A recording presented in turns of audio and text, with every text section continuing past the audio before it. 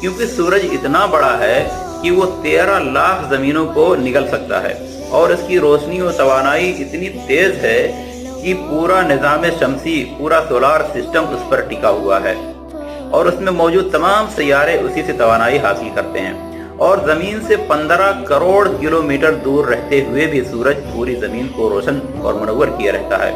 اور یہ سورج تو اللہ کا ایک ادنا سا نور ہے۔